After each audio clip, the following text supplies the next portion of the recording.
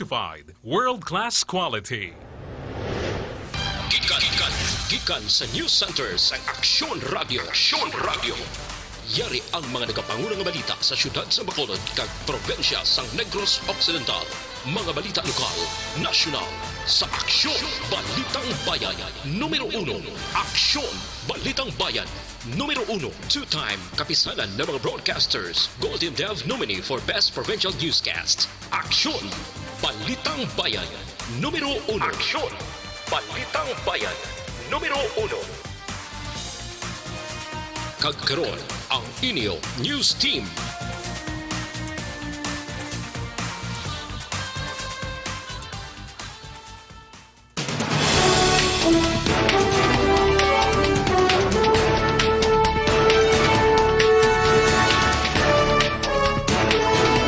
Sa ato nagapanguna nga mga Pangulong dinalan sa mga balita lokal, hubog patay matapos natampukan sang duta. 3 kalalaki arestado sa buy-bust operation kagabi.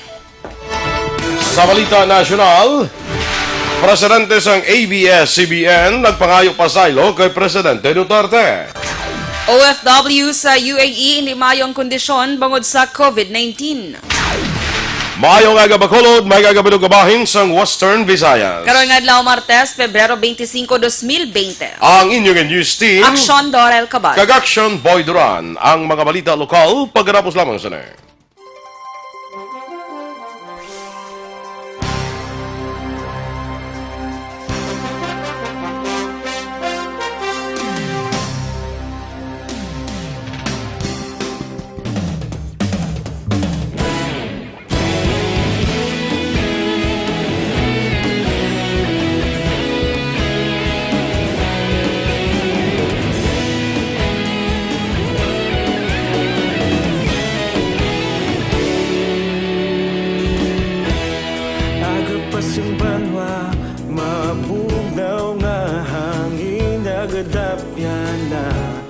Ikaw nang ginapamatian namon ginasandigan.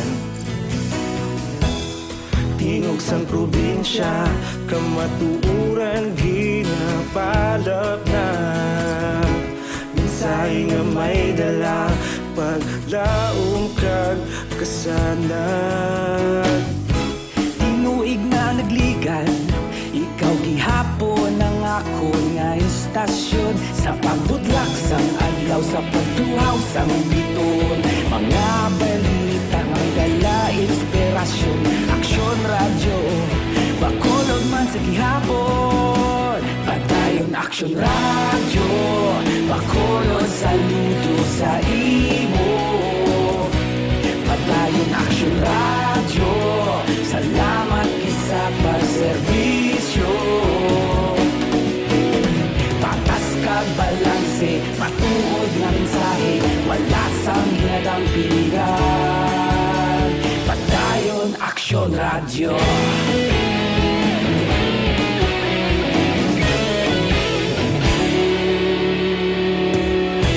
Bacolod nun kag Negros anon inyong pamatian. Stasyon nga nagapalaplag sang kamatuuran. Mabakod nga prinsipyo, reporter handa sa serbisyo. Kahapon, karon kag sa gihapon, kita magapadayon. Tinuig na nagligan, ikaw gihapon ang ako nga istasyon. Sa pagbutlak sang adlaw, sa pagtuhaw sang biton. Mga balita na may dala inspirasyon. Aksyon radyo, Bacolod man sa gihapon. Padayon Aksyon radyo, Bacolod saludo sa imo. Padayon Aksyon radyo, salamat sa pagserbisyo. Patas kag balanse, matuod na mensahe, wala sa ginadang piligan. Padayon Aksyon radyo. Una sa balita, una sa aksyon, sa Bacolod Action. Aksyon! Balitang Bayan, numero 1.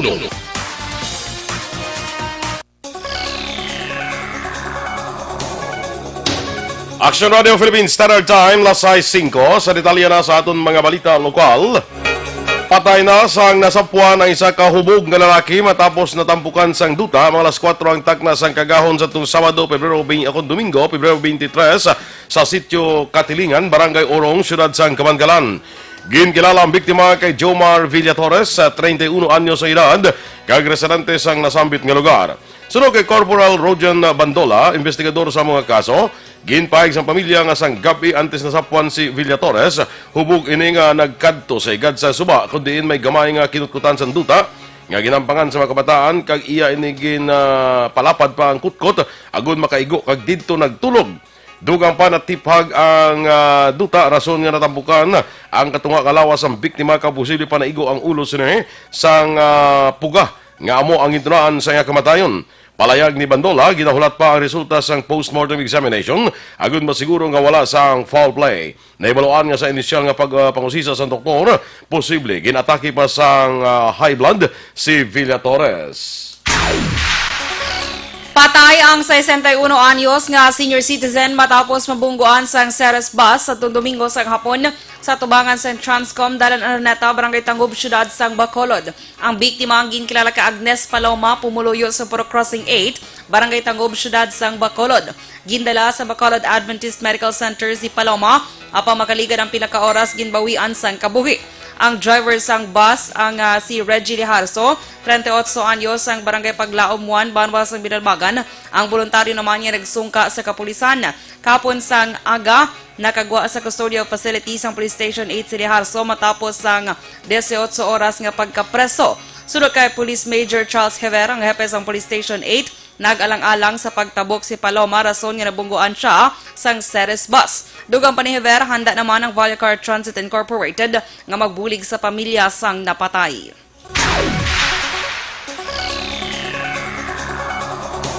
Arestado naman ang 3 ka persona sa bypass operation nga ginapatigayon sa mga kapulisan sa Police Station 7 sa Granville 1, Barangay Mansilingan, Siyudad sa Bacolod sang nagligid lamang nga gabi. Ang madadakpan gilala nga sanday Wyatt Anthony Hito, 35 anyos, Timmy Herrera, 21 anyos, kag Dax Ramos, 36 anyos. Sunod kay Police Station 7 Commander Major Carmelo Normal, si Hito ang ginatudlo gidagdagan Herrera sang binulto nga supply sang illegal nga droga sa mga lugar. Doon pa ni Normal, si Ramos ang inareklamo sa mumuluyo sa lugar bangon masami, nagamaoy kag inaligar nagagamit sa illegal nga droga.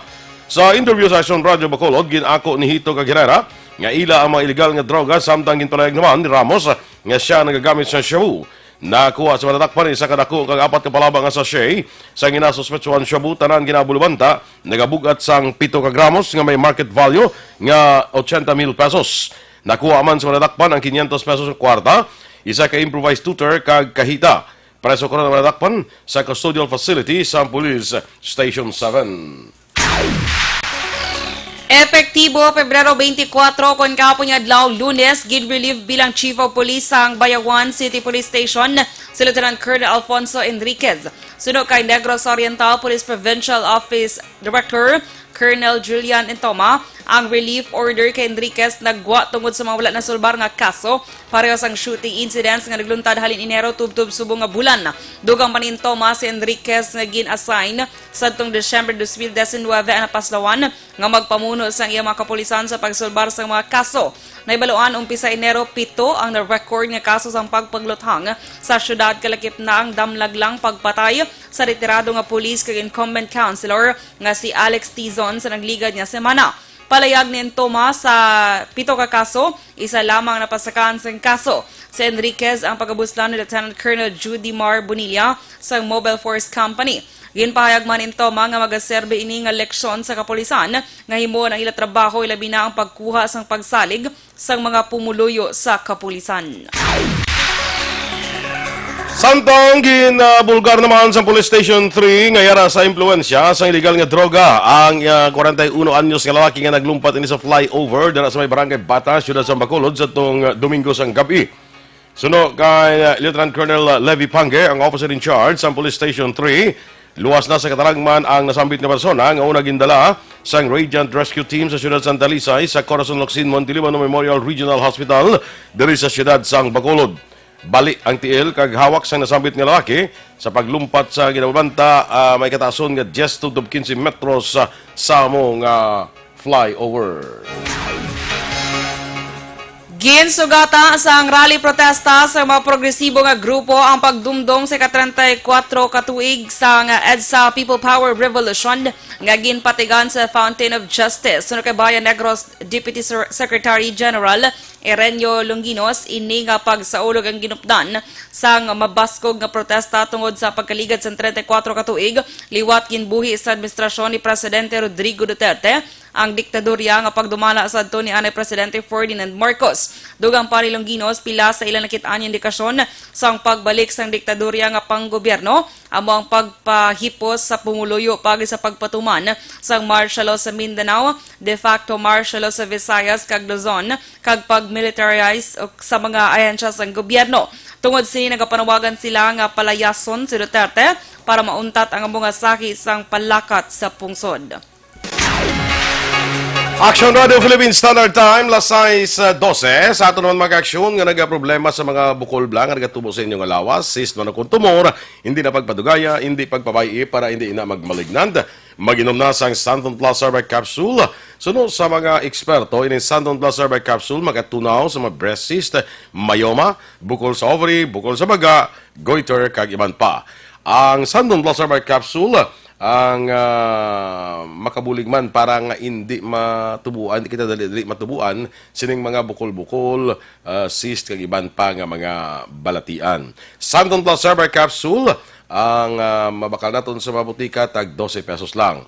Pwede man makabisita mag-aksyon sa dira sa Alternative Medicine and Wellness Center sa may Dalan Nernay sa tubang lang nisa sa gate sa Paglaom Sports Complex. Tabuk sinayara dira ang Alternative Medicine and Wellness Center. Pagitalang si Doc Ramel Uy para sa libre nga check-up. Kaya Santon Plus Herbal Capsule, pwede na ninyo ma-order online, ma-deliver sa inyo balay, pagi sa www.kalusuganyan.ph o hindi ka mag-visit na lang sa Kalusuganyan Facebook page.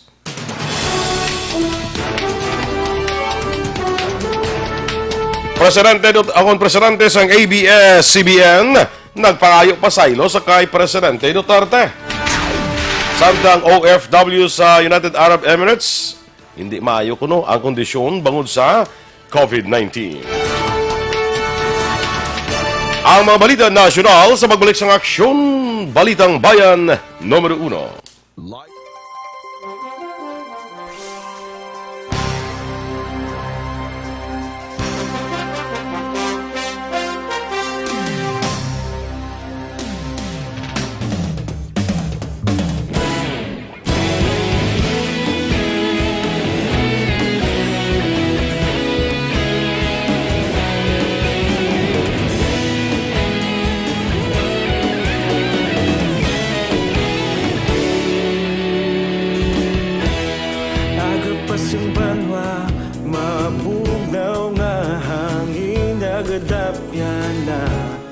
Ikaw na ginapamatian namon ginasandigan. Tingog sang probinsya kamatuuran ginapalap na. Mensahe nga may dala paglaong kag kasanag. Tinuig na nagligan, ikaw gihapon ang ako nga istasyon sa pagbudlak sang adlaw sa pagtuhaw sang biton. Mga balita nga dala inspirasyon, Aksyon Radio, Bacolod man sa gihapon. Padayon Aksyon Radio, Bacolod saludo sa imo. Padayon Aksyon Radio, salamat isa pagserbisyo. Patas kag balanse, matuod nga mensahe, wala sang ginadampingan. Padayon Aksyon Radio.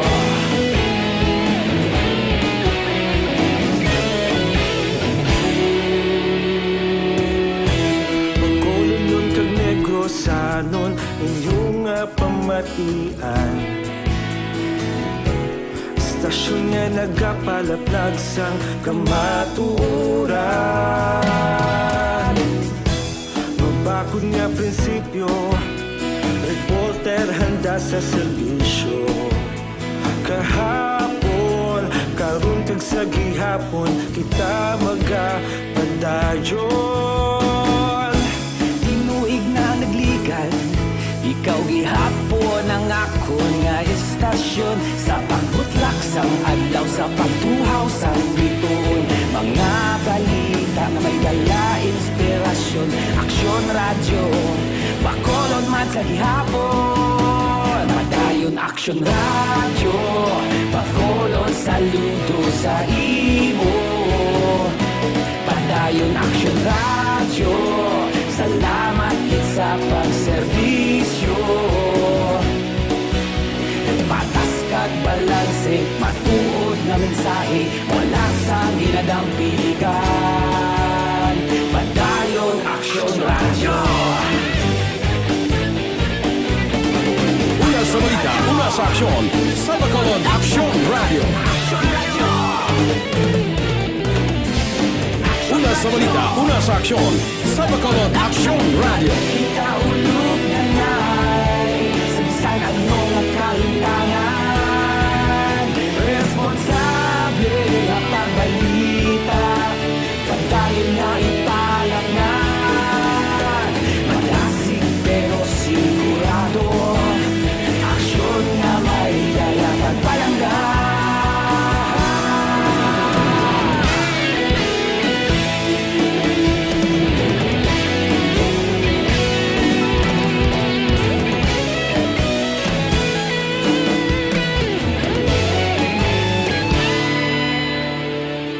Sa ato naman nga pangape mga kaaksyon, ang ato nga rekomendar sa inyo, ining Santon Plus Coffee Mix.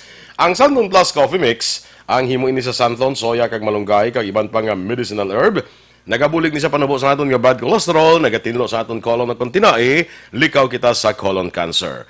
So sa aton kape, Santon Plus Coffee Mix, may kape ka na, may bulong ka pa, kag pwede gini ma-deliver sa inyo balay. Pwede ka mag-order online sa www.kalusuganyan.ph o magbisita lang sa Kalusuganyan Facebook page. Aksyon! Balitang Bayan, numero 1. Action Radio Philippines Standard Time, las 6:18 sa detalye na sa aton mga balita nasyonal. Nagpangayo sa pasaylo ang presidente sang ABS-CBN Corporation kag Chief Executive Officer nga si Carlo Katigbak kay Presidente Rodrigo Duterte kadungan sa magpaatag sa rason kung nga awala na air sang network ang iya political ads sa 2016 nga eleksyon. Sa Senate hearing, ginpatag ni Katigbak nga hindi intensyon sang network ang natabo nga wala air sa hanginan ang political advertisement sang presidente kag inklaro wala man sila sang political agenda. Antes na ginakusahan ni Presidente Rodrigo Duterte ang ABS-CBN sa pagbaton sa bayad apang wala gin-air ang political advertisement kag sa baylo ang advertisement nga nagakontra sa iya amo ang ginpagwa. Sunod kay Katigbak, mayara sang duha ka sa isang political advertisement ginatanyag sa mga kandidato.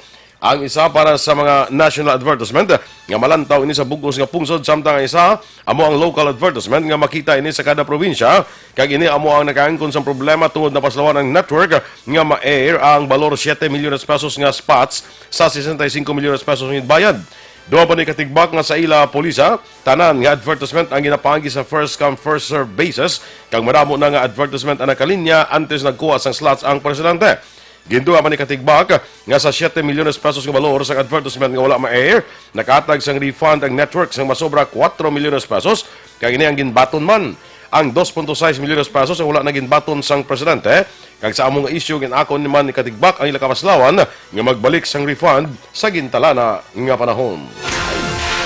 Yara na kay Presidente Rodrigo Duterte kung batunon sini ang pagpangayo sang pasaylo sang ABS-CBN sa sala nga naghimo sang network sang 2016 elections. Ini ang palayag ni Presidential Spokesman Salvador Panelo matapos nagpangayo sang pasaylo si ABS-CBN President kag CEO Carlo Katigbak angot sa kakulangan sang kompanya. Apang sunod kay panelo ang ABS-CBN ang dapat kuntani ang nagpangayo sang pasaylo sadto pa bangod ila naman na ibaluan nga may atraso sila sa presidente. Nalipay man si panelo sa pag-ako sang network sang ilang nga sala nga dapat madugan na nila nga ginhimo. Gintugyan na ni Panelo sa Chief Executive kun bala magliwat ang iya paminsaron angot sa isyu ang ginapangatumang sang kompanya. Una na nga nagpandam si Duterte nga balabagan niya ang franchise renewal sa network bangod na paslawan ng kompanya sa pag-air sa iya paid campaign materials sa 2016 elections. Ginpatag naman ni Justice Secretary Menardo Guevara nga ang prangkisa sang ABS-CBN Corporation na mag-expire sa bulan sang Mayo kag hindi sa Marso karon nga tuig. Sa Senate hearing kahapon ginpahayag ni Guevara nga ginasaad sa Republic Act 7966 ang lahi nga naghatag sang lisensya sa network nga mag-operate sa sulod sang 25 ka tuig ang nag-epektibo ini 15 ka adlaw halin sa adlaw gin-publish ni sa pamandalaan sa 1995. Sunod pa kay Guevara nga ang lahi ang aprubahan sa itong Marso 30, 1995, samtang ang prangkisa ang ginbalhag sa Abril 19 na 1995 nga nagkakahulugan nga ini ang mag-expire sa Mayo 4 tuig 2020. Sa Nimaluan, pending pa mga hagna ang ginaduso para sa renewal sa prangkisa sang network. Nagpatigay naman sang prayer rally ang ginatos ka mga empleyado sang ABS-CBN Corporation para sa panawagan nga renewal sa prangkisa sa network antes magsugod kahapon ang Senate inquiry may kang tanan sa ginaligar paglapas nga ginsaad sa co-warranto petition ni Solicitor General Jose Calida kag sa panawagan sini nga pagpasira sa isa ka pinakadako nga media network sa pungsod. Ang Senate hearing ang gintalana sa adlaw mismo nga nagsabat ang network sa co-warranto petition nga ginfile ni Calida. Sa piyak nga bahin ginpahayag naman ni House Speaker Alan Peter Cayetano nga mahimo ginlapas sang amo nga inquiry ang constitutional provision nga mga franchise bills kinahanglan una nga talakayon sa Kamara antes sa Senado. Ginarespeto sang Kamara ang ginhimo nga investigasyon sang Senado sa franchise renewal sang ABS-CBN. Sunod kay House Committee on Legislative Franchises Franz Alvarez, ginarespeto nila ang separation of powers sang duha ka panalgan sang Kongreso. Dunga pa ni Alvarez nga mayara man sang separado nga investigasyon ang Kamara kag baga-obserbar man ang Kamara kung anong resulta sang investigasyon sa Senado.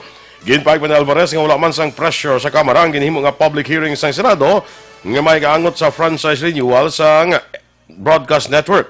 Ginpasiguro naman ni Alvarez nga pag-aksyonan nila ang nasambit nga isyu sa tunga-tunga sa bulan sang Mayo ug Agosto sa piyak nga wala pa ini na schedule. Ginpasiguro sang palasyo sang Malacañang nga magasunod sila sa anuman nga imando sang Korte Suprema. Ini ang pahayag sang palasyo sa tunga sang co-warranto petition ni ginfile ni Solicitor General Jose Calida sa Korte Suprema para ibasura ang prangkisa sa ABS-CBN bawod sa mapaglapas sa kontrata. Sunod kay Presidential Spokesman Salvador Panelo, wala ginpasilabtan sang palasyo ang trabaho sang sangasang hudikatura. Kadungan sinigin pahayag ni Panelo nga wala man sang plano ang palasyo nga pasilabtan ang Senate hearing angot sa prangkisa sang ABS-CBN. Sunod kay Panelo, hindi pag-monitor ni Presidente Duterte ang hearing bangod hindi siya interesado. Sunod pa diri nga tuman siya kasako kag madamo sang trabaho para hatagan pa sang pagtamod ang paglantaw sang telebisyon kag sundon ang Senate hearing. Yara karon sa unstable condition ang isa sa duha ka Pinoy nga infected sa coronavirus disease o kon COVID-19 sa United Arab Emirates o kon UAE. Sa press briefing sa Department of Health, ginpahayag ni Health Assistant Secretary Maria Rosario Vergiere nga ang pasyente nga isa ka 43 anyos nga lalaki ang naka-eksperyensya sa kabudlayan sa pagginhawa. Samtang nag-aayo naman ang kondisyon sa isa ka lalaking infected man sang virus dito sa United Arab Emirates. Ang Pinay domestic helper nga yara sa Hong Kong nga nagpositibo man sa virus asa karon yara na sa maayo nga kondisyon. Subong man ang isa pa ka Pinoy nga isa na ka permanent resident dito sa Singapore. Duha man ni Vergiere nga sa karon nagapabilin nga 3 ang kumpirmado nga kaso sang COVID-19 sa Pilipinas kag tanan sila ang mayara sa travel history sa China. Sa din duha ang naka-recover kag isa ang napatay. Nakahanda ang gobyerno sa Pilipinas nga i-repatriate ang mga Pinoy nga yara sa ibang pungsod nga apektado sa coronavirus disease 2019 kon COVID-19. Ini ang ginhimo nga palayag ni Cabinet Secretary Carlo Nograles matapos may kapin isa kagatos ka mga Pinoy nga nagpangayo sang bulig sa Philippine Consulate sa Macau. Ginpahayag ni Nograles nga gina-finalize na sa Department of Foreign Affairs kag Department of Labor and Employment ang detalye angot sa repatriation plan sa mga Pinoy sa Macau. Nanawagan si Nograles sa mga Pinoy sa abroad nga magpakig-angot sa pinakamalapit nga bahada agud mabuligan sila. Nagpasiguro si Nograles sa mga Pinoy sa luwasang pungsod nga ang gobyerno ang may pondo para sila ang makabalik sa pungsod apang may mga sitwasyon man nga porsyon lamang sa gasto ang pagabayaran sa gobyerno. Sa Martes nga adlaw kun subong adlaw Pebrero 25 magabalik sa pungsod ang unang batch sang mga Pinoy nga sakay sa Diamond Princess cruise ship nga apektado sang COVID-19. Ginpanubuan na sa Pilipinas ang growth projections ang remittances sa mga overseas Filipino workers para sa 2020 tungod sa coronavirus disease o kon COVID-19. Sunog kay Cabinet Secretary Carlo Nograles, sa baylo nga 3% kun $34.5 billion. Ginimo na lamang ini nga 2.2% o kung katumbas ang $34.2 billion ang projection karon nga tuig. Apang ginklaro ni Nograles nga bisan ginpanubuan ang projection, makabig ini sa gyapon nga record high. Duha man ni Nograles nga minimal lamang ang epekto sa COVID-19 sa remittances ang OFW. Kumpiyansa si Nograles nga malambot sa gyapon ang remittances sa mga OFW bagod ayuda man ang mga nagatrabaho nga yara sa America, United Arab Emirates kag Saudi Arabia. Sa katapusan nga Balita National, gin-appoint ni Presidente Rodrigo Duterte si Colonel Jesus Durante bilang bag-o nga commander sang Presidential Security Group o kon PSG. Ginkompirma ni Executive Secretary Salvador Medialdea nga pagabusla ni Durante si Brigadier General Jose Ariel Niembra nga gin-assign naman bilang Brigade Commander sa 7001st Infantry Brigade sang Philippine Army. Si Durante ang sakaron commanding officer sang Presidential Escorts ni Presidente Duterte. Natala ng patigayunon ang change of command ceremony sa PSG compound sa Malacanang. Madumduman si Niembra ang gin-appoint sa to bilang PSG commander sang Mayo 2018. As Action Radio Philippines Standard Time, las 6:27, ang mighty sinuman ang alkaline nga vitamin C sa problema naton bala sa allergies. May mataas ining antihistamine properties, ginapanubong histamine level sa imong lawas para nga makontrol ang allergies. Sa mga pilas ka daw kadugay mag-ayo, makatulong sa inyo nga panit, mag-mighty sina ang alkaline nga vitamin C. Manamay ini sa tanan nga sa isang skin diseases. Para sa mas epektibo pagid nga kombinasyon, mag-inom kita sang Mighty C kag Santon Plus Herbal Capsule.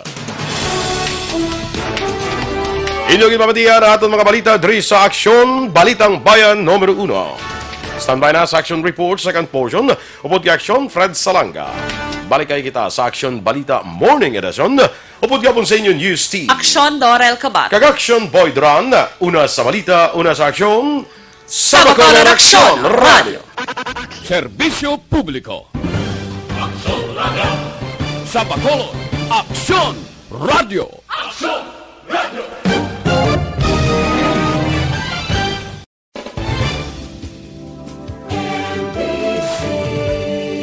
Manila Broadcasting Company.